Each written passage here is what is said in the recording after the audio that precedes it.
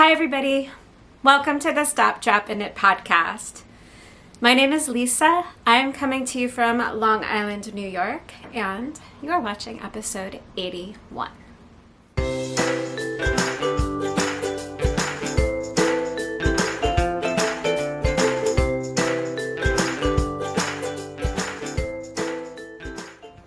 Hi everybody, welcome to the Stop, Drop, and Knit podcast, episode 81. My name is Lisa. I'm coming to you from a snowy day on Long Island, New York, and this is our first official episode of 2024. It feels so weird to say 2024, but 2023 somehow already feels so long ago. I have no idea why. Since today's episode is officially the first regular podcast format episode of the new year, I just wanted to start out by welcoming all my returning viewers and saying hi to anybody who might be new and joining in for the first time. So just a little bit of a background. My name is Lisa. I am a knitter and spinner and natural dyer and a flutist, and I come from Long Island, New York. So today we have some snow, the first little bit of snow that we've gotten this year so far, just a little bit of a dusting. This podcast tends to mainly be focused on all the things that I knit, since knitting is kind of the main thing that I do. But I do also spin once in a while, and I'm pretty exclusive with my drop spindle, but I do have an e-spinner that I hope to get back to this year, although I think I say that every year and I still just have to dig it out. But the other main focus of mine has become natural dyeing, and at the end of 2023, in September, I finally opened my shop of naturally dyed yarns. So that's just a little bit about me. You can find me at stopdropandknit.com, so it's really easy to remember. So today's episode is going to be just talking through the regular format of all of my normal segments: what I'm wearing, finished objects, whips, spinning, and natural dyeing. I do want to record a video talking about my 2024 knitting goals. I would like to start a knit-along. Similar to last year's when I had knit 23 and 23, I'm going to be starting knit 24 and 24. So that's my main knitting goal. But I do want to dive deeper into what those 24 items are going to look like. But I just haven't had time to sit down and think too much about that yet. So we're going to talk about that another day. But for now, let's just start off with what am I wearing today? Hi, you want to come here and say hi? Come here. Oh, come here. You guys don't get to see this one too much. This is Elmer Fuzz. And he is one of my two English Angora bunnies. Hi. I can't believe you're actually letting me hold you. You're usually really squirmy. So he is in need of his every 3 months haircut. So we will be doing that probably this weekend. I started on Felix's haircut last weekend and we're still trying to finish him up, but yeah, you've got your full fluff on you. So anyway, that is probably something else that if you're new here, you didn't know about me, is that I have two English Angora bunnies.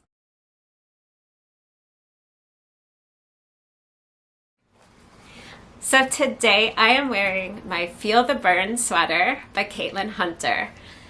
If you have been with me, you will be very familiar with all the trials I went through to get this sweater fitting just right. So this was on my list of whips last year because I started it at the end of 2022. I want to say September or October 2022. And this was a sweater that I knit out of my naturally dyed yarns. So it's part shop sample for my worsted weight yarn base and part just the sweater had been on my list and I really wanted to knit it up, but I didn't until I dyed all of these beautiful black walnut yarns and I realized that I had the perfect color palette for the Feel the Bern sweater. So everything you see, all of these different colors of brown, are some kind of black walnut. And then of course the cream is just the undyed base. So I'll get a little bit closer so that you guys can see in a little bit more detail. The main color brown is what the actual black walnut dye bath looked like. And then I used the exhaust bath from that to get the tan color. And then for the darker brown, I took the main brown and I dipped it in an iron after bath. So with just one dye material, I was able to get all of these different shades of brown, and then using it with the undyed gave me the entire palette that I needed to make the sweater.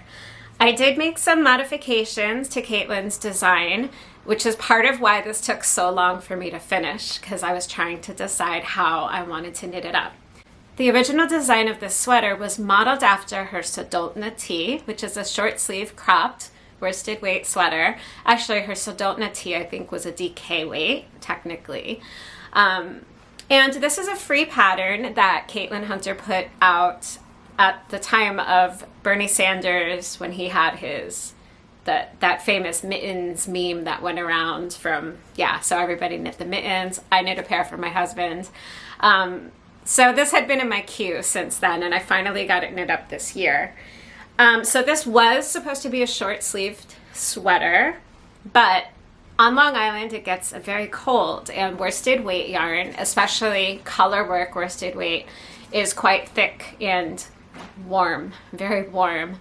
And I just didn't feel like the short sleeve version was going to be practical. Like I wasn't going to really get a lot of use out of it if I were to knit the short sleeves, because the weight of the sweater then would be too heavy to wear when it was warm, and having the bare sleeves, the bare arms in a colder months, I just always really cold, so I need to have sleeves on my winter sweaters. So I did add sleeves, and so I spent some time getting the sleeves right. I don't remember what I did. I think I knit them a few times. First I did some decreases. I think when I redid it, I took out all the decreases and maybe just did a little bit at the end to get to the right number for the cuff shaping. I didn't really take notes. Not very good podcaster in that respect. I didn't write down the modifications that I did. But basically I took the colorwork pattern from here and transferred it to the sleeves and just added a little bit of interest to the sleeves. I think initially I had also added some color work to the bottom of the sweater to match this, but it was too much and it was also too long. So I ended up cutting my sweater, and I've got pictures. I documented that whole process. It was my first time cutting a sweater and grafting it back together. So I fussed with the length quite a bit to get this one right. But in the end, I have a sweater that I really, really love, and I've worn it several times already. So I've worn it, a few times since the fall, and I wore it all day. I wore it into work today. My work building is so frigid cold all the time, so I knew that I needed a really warm sweater to keep me warm. So I pulled this one out, and yeah, I am really, really happy with how it turned out. I love the color palette. Overall, I think that it is a great pattern. It's free, and there's certainly lots of modifications that people did. So whether you want to knit it as the cropped short sleeve version, or add sleeves and keep it cropped, or add some length, and you can really kind of make it your own. I did flip through everybody's projects. Well, not everybody's, because there's kind of a lot, but I did flip through a lot of the completed projects to get ideas of how I might want to do mine, and this is what I ended up with, and I'm really, really happy with it.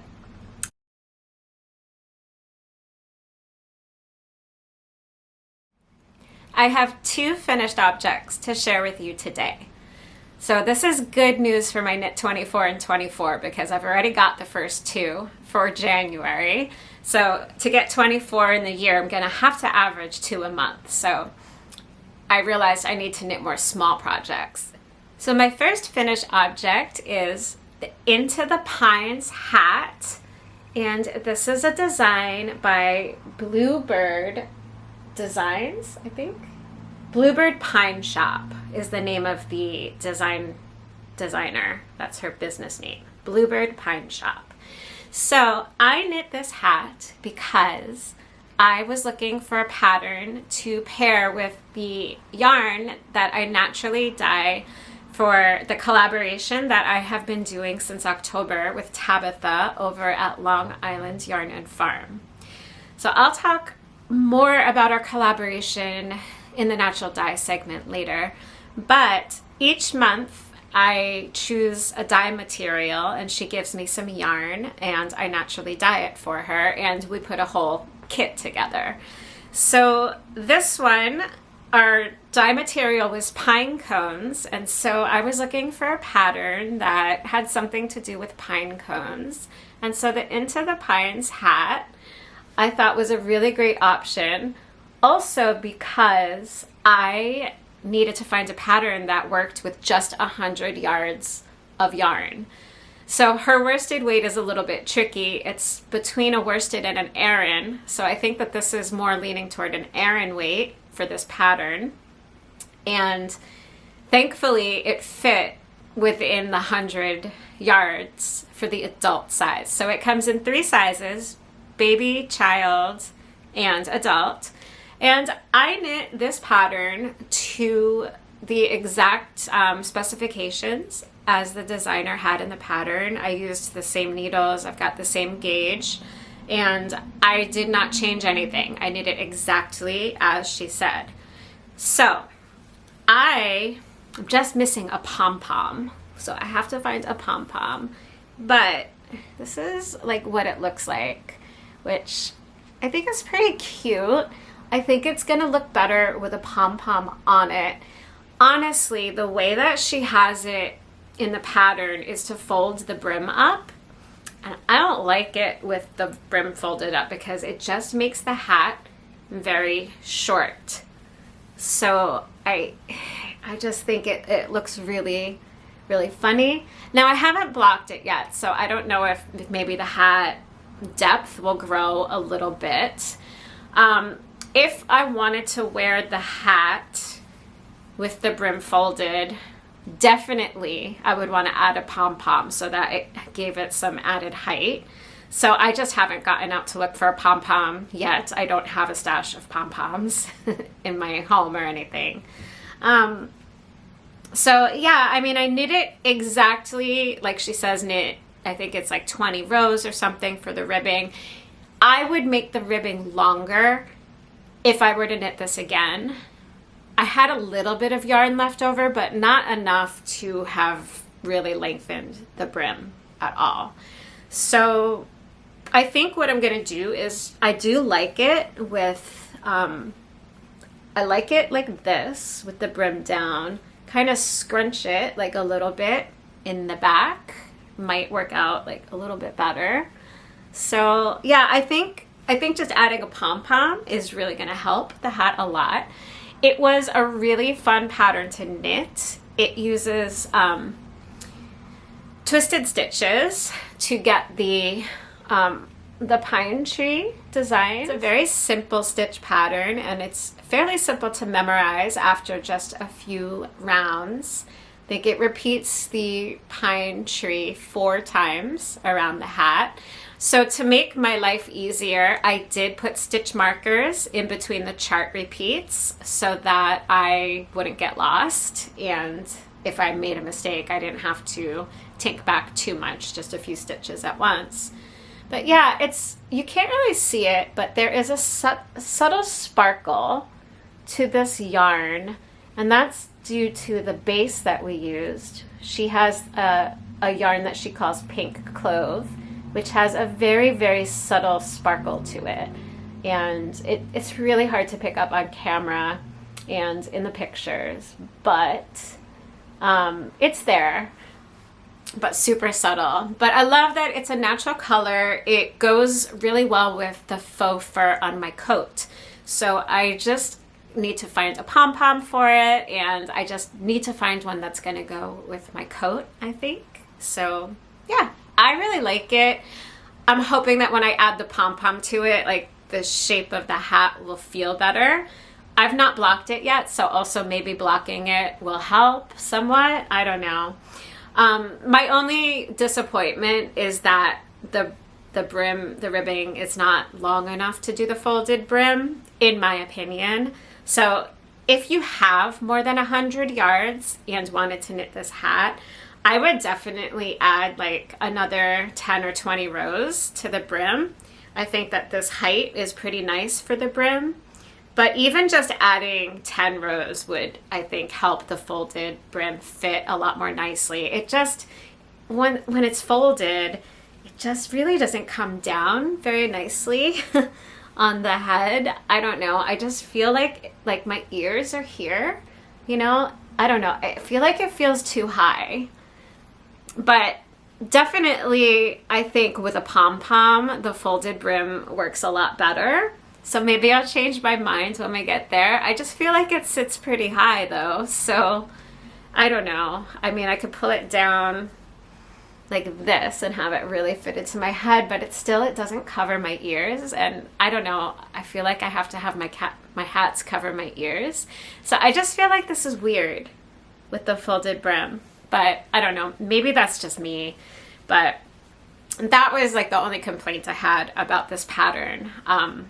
Everything else was really good. So this is officially finished object number 1 of 2024. My second finished object, I actually don't have to show you guys, so I will have to put a photo on the screen over here. I knit a teeny tiny frog for our landlord's daughter. So we rent an apartment in a house, and my landlord and his daughter's mom are divorced, so she's here sometimes, but they came, and at the last minute I got a text that it was her birthday. Owen and Emmy get along super well, so whenever she's here they play together, but at the very last minute we got invited to her birthday party. That was going to be that evening. And I said, oh, I don't want to go to the store. And I was not in the mood to do like birthday present shopping or anything like that. But for Christmas, I had gotten her a crochet frog kit because she's really into frogs and toadstools right now. And I remembered that a couple of summers ago, I had picked up a kit from Mochi Mochi with these tiny frogs. And it had enough yarn in it to knit 3 teeny tiny frogs and a couple of lily pads. So I had knit at the time just 2 of the frogs and both of the lily pads. I don't remember where they are right now because that was before we moved into this apartment. So they're probably still in a box in storage somewhere. But I knew that I had enough to eke out that 3rd little teeny tiny frog, and so I made her. It probably took about 45 minutes to an hour tops, and I knit this little teeny tiny frog, and the frog was very, very well received. So I think she might have named it Timothy, which is really cute. So I don't have that to show, but it's officially another finished object. So I have 2 finished objects of my goal of 24 for the year 2024. That's it for finished objects this week.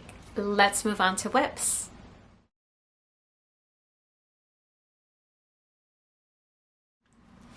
So no matter what the year, one of my goals is always to work my way through my lingering WIPs on my list. So I did a video, the last one that I put up, it's called Frog or Finish. So if you haven't seen that and want to see what all the WIPs are that I'm carrying into 2024, then you can go ahead and watch that one.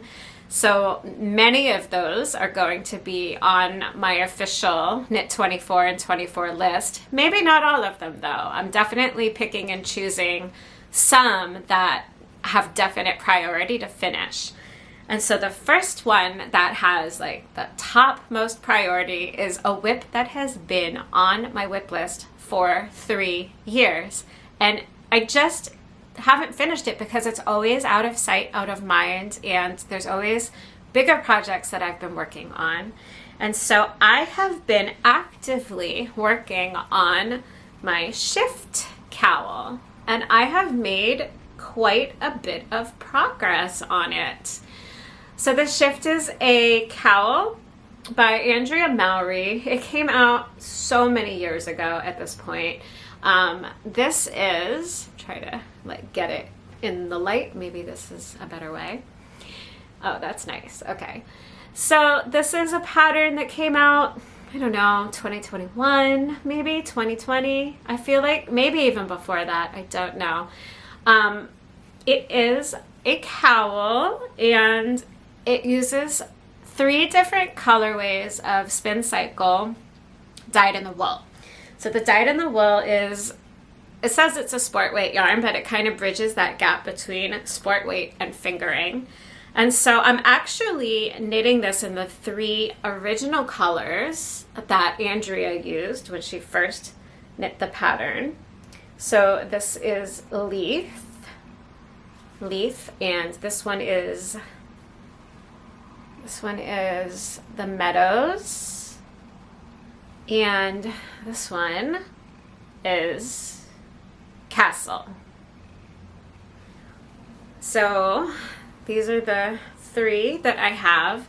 I did not purchase these when she initially released the pattern, but at some point, I want to say it was even 1.5 years or 2 years into when this cowl was a thing, the Spin Cycle re-released the original 3 colors, and I had always loved her sample in those colors, so when they re-released it, I snagged them, and I have been working on the cowl. And so, let's see, before I picked it up again, I was in the middle, I was halfway through section 4. And so I have since, and I think halfway through section 4 was like around here, maybe. And I have since finished section 4 and knit all of section 5. So there are 7 sections altogether, and so I am up to section 6 now. We are making progress. I am feeling really good about being able to finish this pattern finally. I don't know, just in the years prior, for some reason, I was never really getting into the rhythm of the slip stitch pattern. It just wasn't holding my interest, and I think it's not so much that the pattern itself wasn't holding my interest, but that there were other patterns that were way more interesting to me at the time to knit. I tend to also be a garment knitter, so I don't knit a lot of accessories, despite what you might be seeing in this video, which is definitely accessory heavy this week. I mainly knit a lot of sweaters and socks. So like cowls and shawls are kind of a new thing. I also haven't knit that many hats. I've only knit a handful ever. So I am trying to knit some more accessories now, just to kind of have a mix of long-term projects and shorter wins, because I tend to just choose a lot of projects that take a long time to knit, and then I feel like I end up losing my momentum and don't have a lot of things to talk about all the time because I'm always just kind of stuck on these same big projects all the time. But I had knit the Shifty hat, I think it's called Shifty. No, Knitalong, which is the hat, and I had knit that at the end of last year, and that pattern went so quickly, and I thought it was really interesting, and I really enjoyed that knit. So that's really what brought me back to finally work through this one. So I am making good progress. We are 5/7 of the way through now, and I am feeling confident that I will get this one done, not only this year, but very soon, maybe even by the end of this month. I can do it. There's still 13 days left in this month. I think that there's time. So that is my first whip that I've been working on pretty steadily. My next one, oh no, why is there poop on my bag? Me. Hold on, guys. There's bunny poop on my bag. Well, that's just awesome. My bag now smells like hormonal bunny poop. Yay. That's gross. Thankfully, it can be washed. So this will be going into the wash after I'm done recording this podcast because it's just really gross. All right, so let's start this one again. Oh boy, okay. Didn't expect to be talking about bunny poop, guys. All right. My next whip is my favorite thing to work on at the moment. I am having such a good time, and I'm finding that I want to pick this one up constantly. This is a longer term project. This is upside down, but this is my painting rainbows shawl. And I love this so much. So we're actually, here we go. It's kind of looking like a rainbow now. I just love everything about this. This is, let's see if I can get the light on it too. It's scrunched up, so you know it's not gonna be perfect here. This is such a joy to knit on. Oh my goodness. So yeah, we're at the point where there's like around 350 stitches or something. So it is, even though I have a very long cable, it is still getting quite scrunched up. What I want to show you guys is that there's actually some texture to the pattern. So all of the cream colored stripes are garter ridge bumps, and then the colored stripes are all in stockinette stitch. So there is some nice bumpy texture to this, which is so gorgeous. But I think my favorite thing about this is that I'm using my naturally dyed yarn, and every single color in the shawl, you guys, I dyed with mushrooms, except for the bright purple, but that was lichen. So it's like my favorite dye materials to work with, hands down. It's hard to believe that all of these beautiful colors came from mushrooms. So this is the one, this bright purple right here. That is the lichen dyed yarn. And yeah, some of these lighter colors, like this one, this lighter pink was an exhaust bath from the darker one. But even this very light blue, bluish purple here, that was also mushrooms. And I just didn't have that many of them, so that's why it's such a fake color. But what's fascinating about that is I want to show you on its own. Well, I can even pick it out of here. On its own, that bluish purplish color looks like this. And you would look at this and think, all right, are we going to focus here? I don't know. You would look at this and think that basically looks like white. Like there's really not much color to it at all.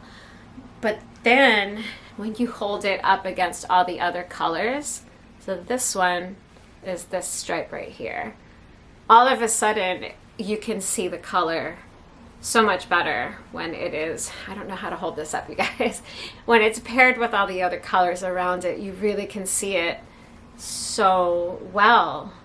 Whereas on its own, it really just doesn't look like much of anything at all.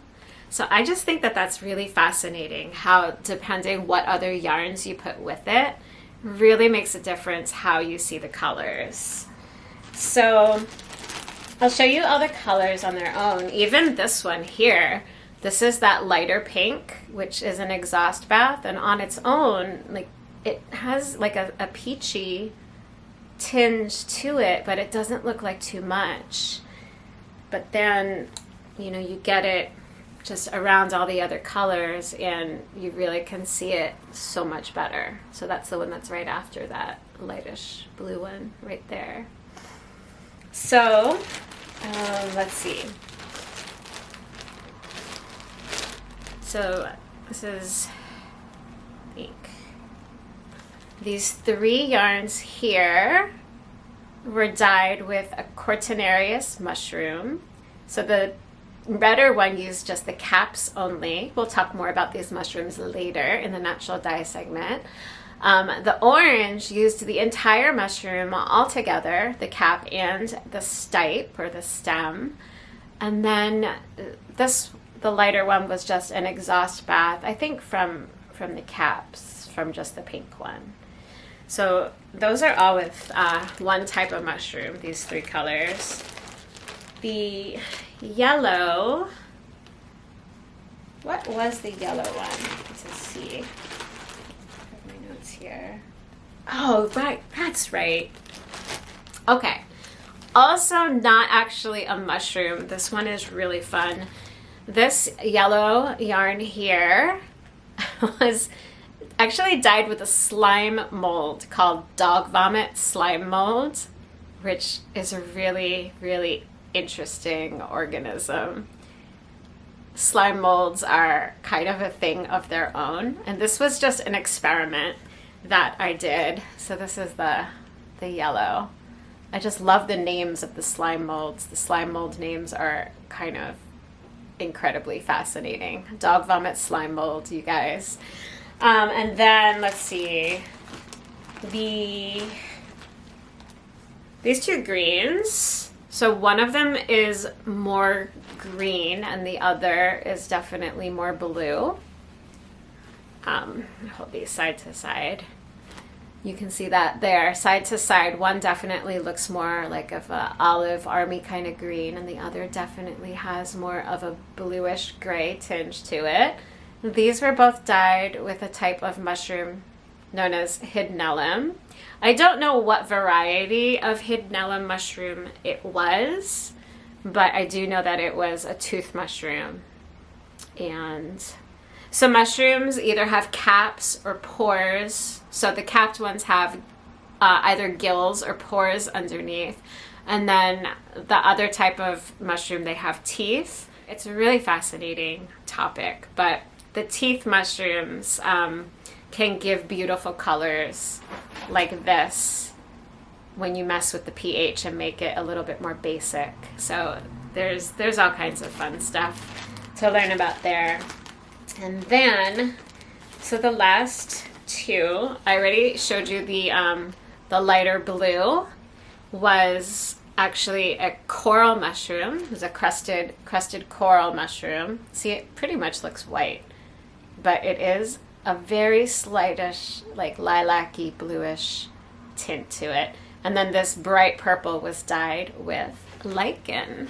So, also I'm trying to remember what I used. Oh yeah, the cream. So this cream color yarn also was dyed with mushrooms. It's actually like a exhaust bath. There is actually a slight yellowish tinge to it, but you can't really see that unless it's maybe right up next to like a white. It's really hard to really see. I don't know if you can see the difference between the cream in my sweater and that this has just a little bit more of a yellowish to it. But this was using sulfur tuft mushrooms, but this is like the 3rd dye bath, so it's definitely exhausted of most of its color. What's fun about the sulfur tuft mushrooms is that they are said to be blacklight reactive, but I have not yet gotten a blacklight to test it in. So it is very possible I'm going to really need to try this at some point. It is really possible that the cream in between each of these rainbow stripes might be UV blacklight reactive, which I can't wait to see if that's really true or not. I just haven't tested it yet.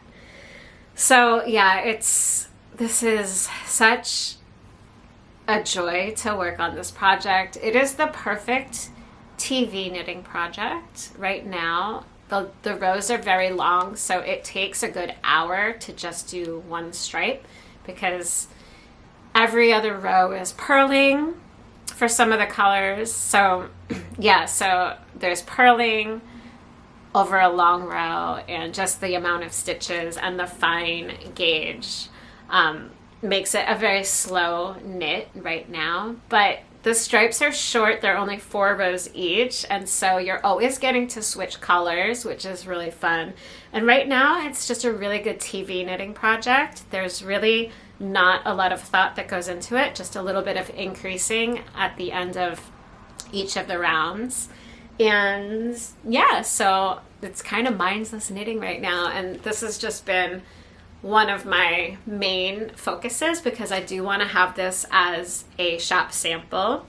This is on my fingering weight yarn, and I also want to finish it because I want to know if I need to use more than 2 mini skein sets.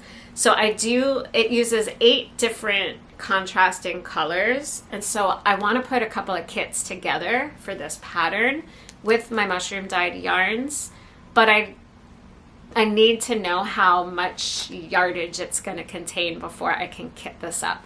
So that's another reason that I'm just really eager to finish this. I would like to have this done by the spring. So that is my painting rainbow shawl. I love it so much. It's just really happy and fun. I just love it. Okay, I've got one more whip to share.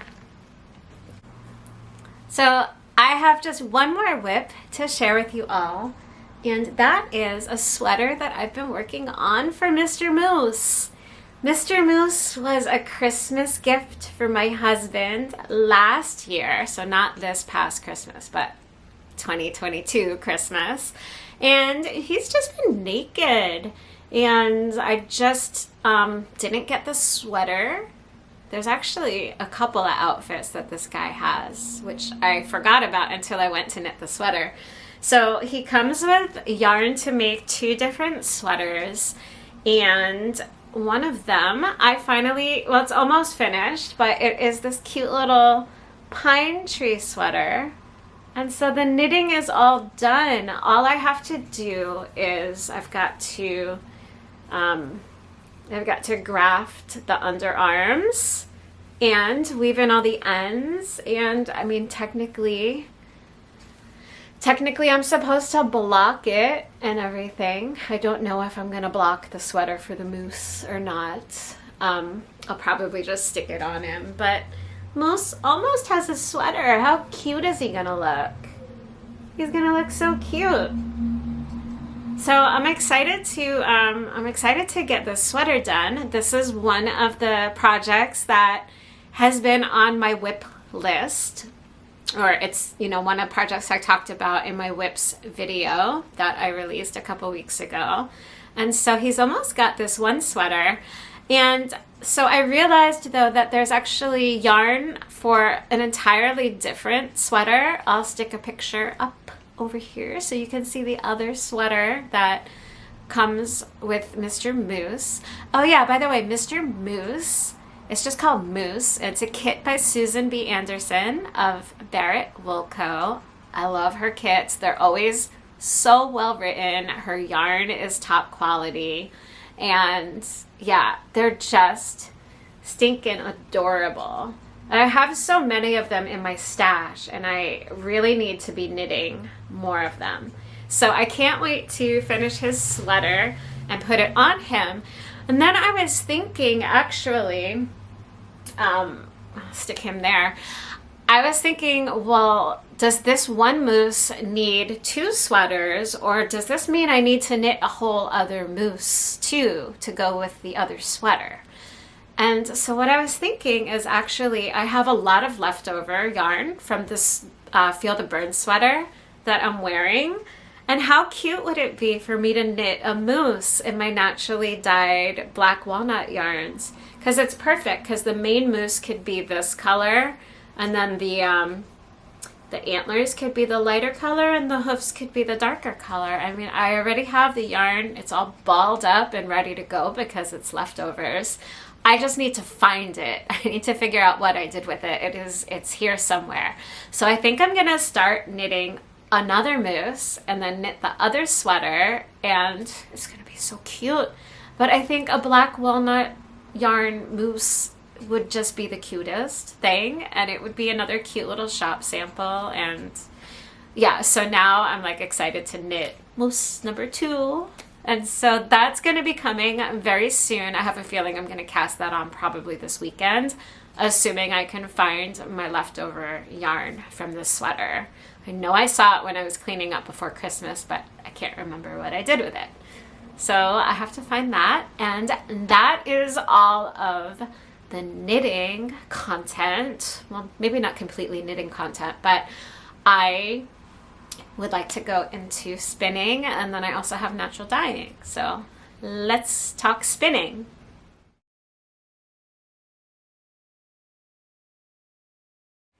So I have a finished hand spun yarn that I wanted to share with you.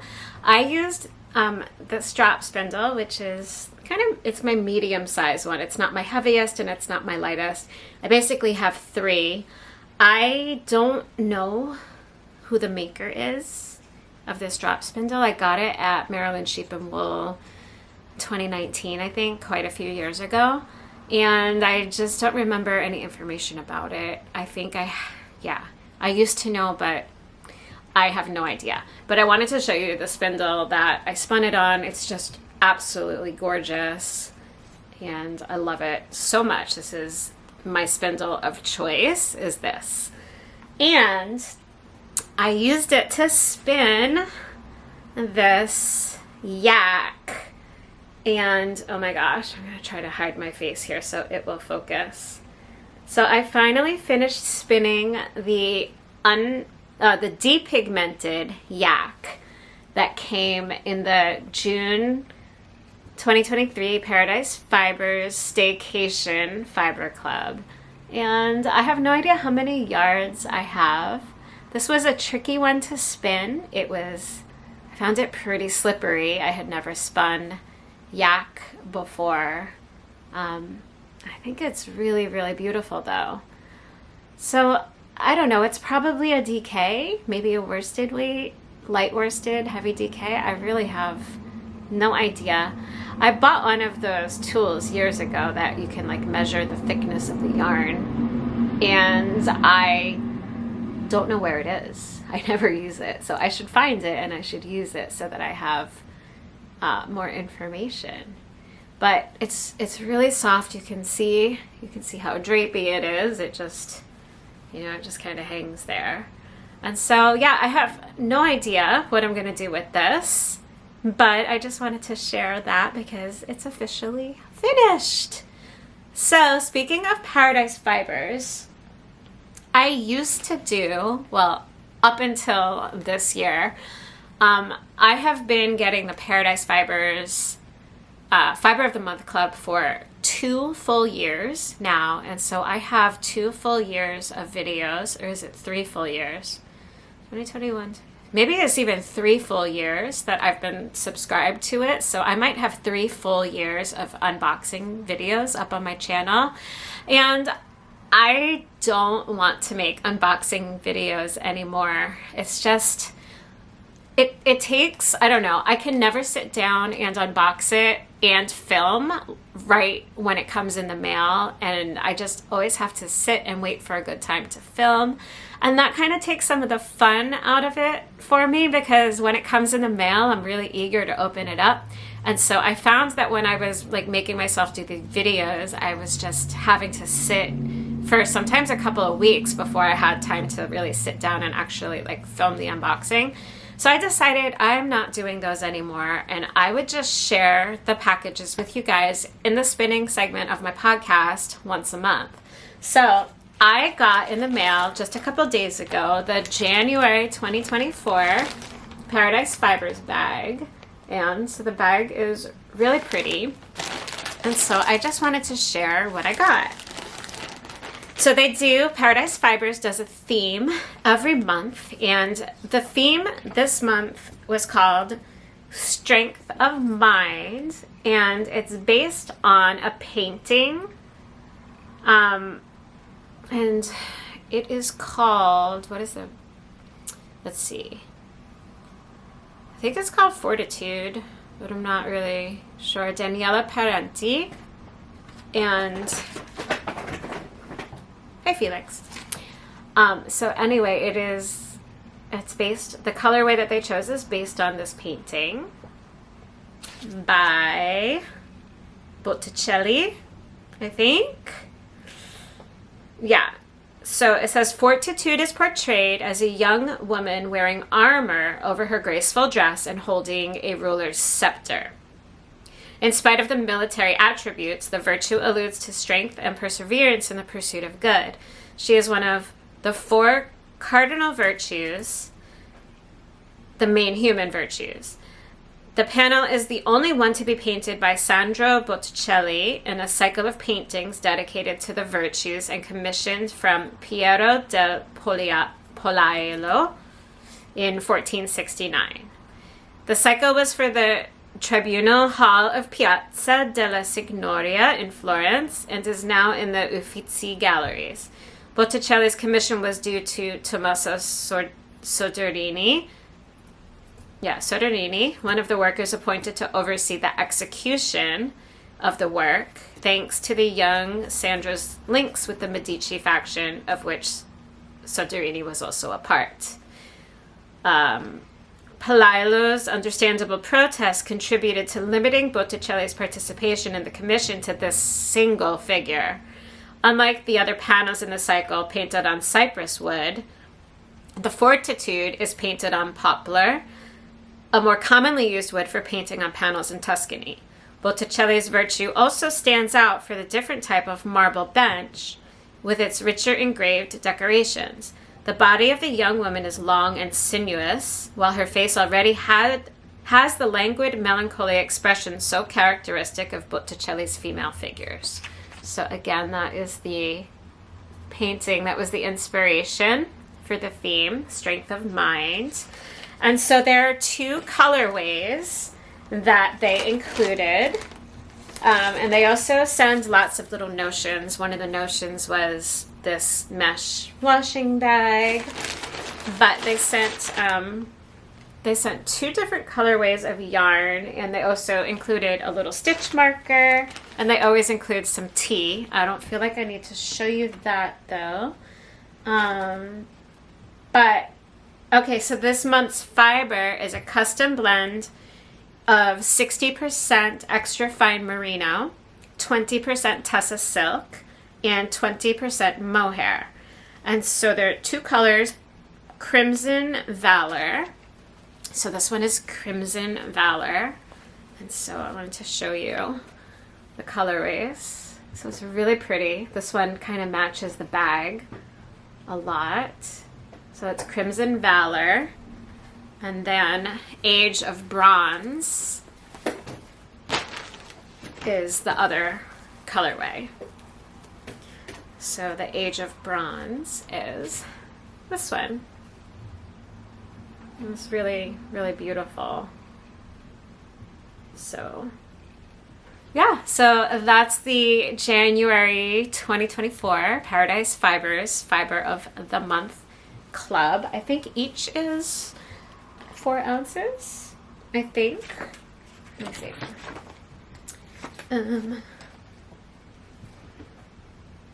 It doesn't say how many.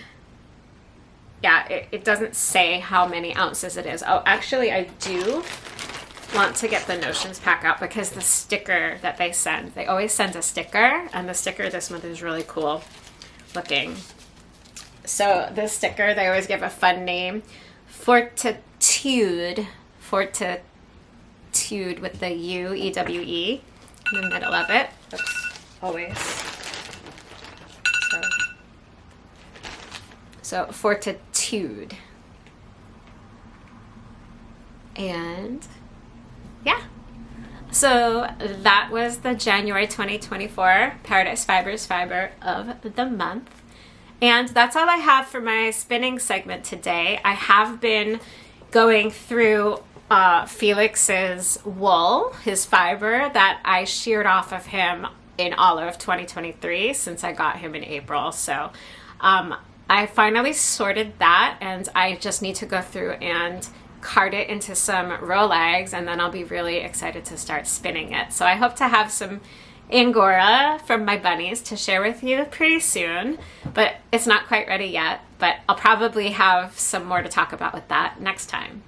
So the last segment for today is going to be natural dyeing.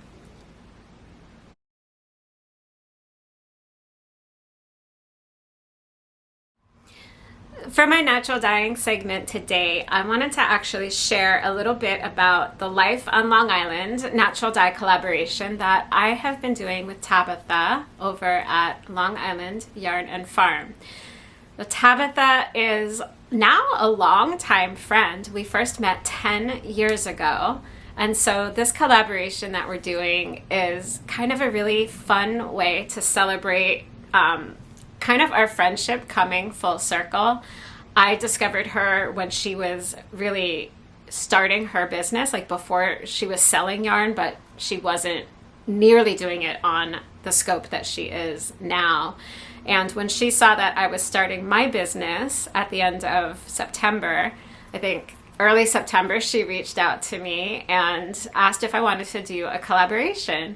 And so she and I got talking, and we decided that for 1 year, every month, we would do a limited, just 20 skein release using a different dye material, kind of going along with the season. And we also wanted to find a way to support other small businesses on Long Island. And Tabitha's part is that she, in addition to giving me the yarn to dye on, she kind of seeks out another small business and gets something to put a kit together to pair with the yarn.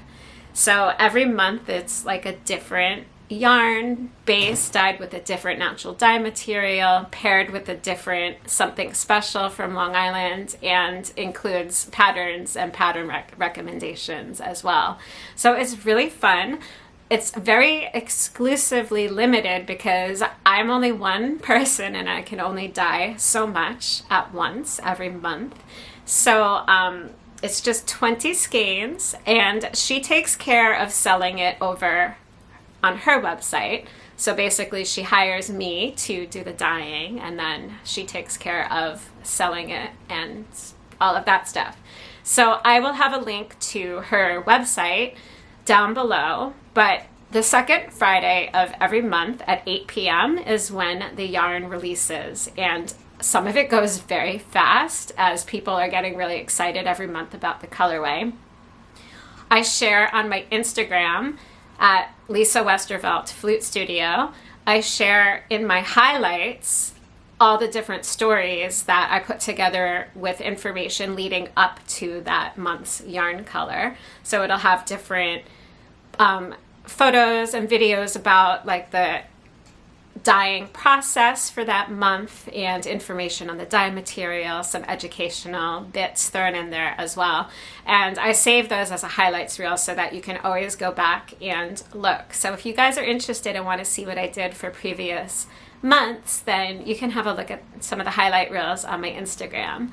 I don't think we did it for the first month because it was something we thought of after the fact, but definitely the months of November, December, and January, there's a lot of information up there for you all.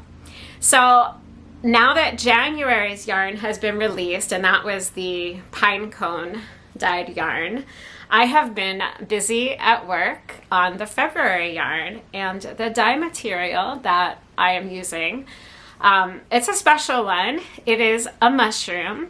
It is Cortinaria semisanguineus, and This one's going to be a little bit different because I was only able to forage so many of these mushrooms. I actually foraged over a 2-month period, and I collected quite a bit. But just the way that the mushroom dye process works, you can only get so much yarn dyed with the single material. So this is going to actually become a mini skein set because we're going to have to make use of exhaust baths and kind of do more of a gradient. So instead of a full size skein of yarn, there's going to be like sets of 5 mini skeins. And so I just wanted to share. So we're doing it on her fingering weight base, and so this has been treated with an alum mordant, but I just wanted to show you for reference of where the yarn started. And I put 50 grams of dried mushrooms. It's going to be in 4 different dye baths. So I had 200 grams dried mushrooms to work with for this entire project. And that was with the caps separated out only because we wanted to focus on the reds and pinks for Valentine's Day, because we try to pair it with like a theme for the month. And so I separated out all the caps from the mushrooms and dried them in my dehydrator. And I got this gorgeous reddish pinkish color. It's just stunning. It is so good. And so I have the first exhaust bath ready to share with you guys too. And this isn't going to be the whole project, but this is just kind of like a sneak peek. And so the exhaust bath is kind of a little bit more on the peachy blush colored side. So as you use the mushrooms, like I was trying to get a really red, saturated red, as saturated as I could. So most of the red dye from the mushroom is in this first skein. And then it turns a little bit more to the orange side because the stems of these mushrooms are yellow. And so you're working with the caps, which the top of the cap is like a brownish color. And it's just the gills on the underside of the mushroom that are where that red pigment comes from. And then the stem itself is also like a brownish yellowish. So it's not a pure red color that you're working with. Even when you separate the caps out, you're still having some of that yellow dye material in there. So after a lot of the red was in the first dye bath, it's kind of like a salmon. I would describe this color as like a salmon color. And then I've got one more version in the dye bath right now, so I can't share that with you right now, but it's going to be like pretty much, it's not going to be this color, but it's going to be a very more faint version of these two, and it's going to be more splotchy because the way that the mushroom dyeing works with the pigments, you dye with the mushrooms in the dye bath, and it just, depending on where the yarn sits, sometimes they're touching mushrooms, so I'm rotating it a lot, and I've been like heating and cooling and reorganizing the dye baths quite a few times.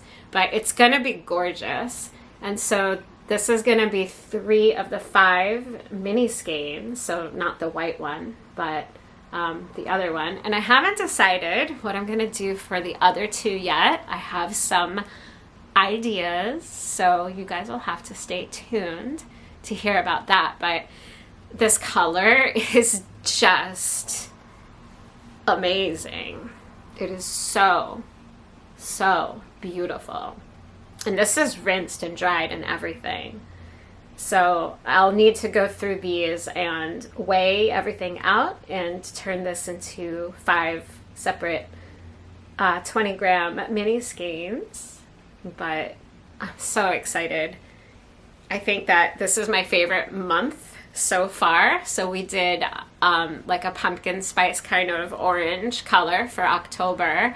We did black walnut for November, and we used goldenrod in an iron dip to get like a grinchy green for December. That one was really fun too. And then the quiet color for January is very subtle. And now we have like this nice punch of color. It's so, so, so pretty. So I'm really, really excited about this. And yeah, so I will have the link to Tabitha's website, specifically to our natural dye collaboration part. Again, the yarn is released on the second Friday of every month. So I'm not sure what day that works out to be, but the second Friday in February at 8 p.m. Eastern New York time. And we'll have, in our stories on Instagram, we'll have reminders and countdowns, because it can be quite a frenzy to get in on that. And every month has sold out so far, except for the black walnut. So I think there might still be 2 or 3 skeins, although she's going to Vogue Knitting Live soon, and she's probably going to be able to sell those there. But yeah, all the other months have sold out in like the first night. So, but I'm really, really excited about this one. So this is your first official sneak peek of the February LIYF on Long Island natural dye collaboration with Cortinarius semi-sanguineus mushrooms, my absolute favorite natural dye material to work with, and it's just beautiful. So if you want to try to get one of these 20 kits, you're going to have to sign on to her site right at, well, you don't need to sign on, you just need to be there right at the moment that it releases, because she's got a whole bunch of people that get it every month from her community. So I think that this one, because of the colors, is going to be a pretty popular one.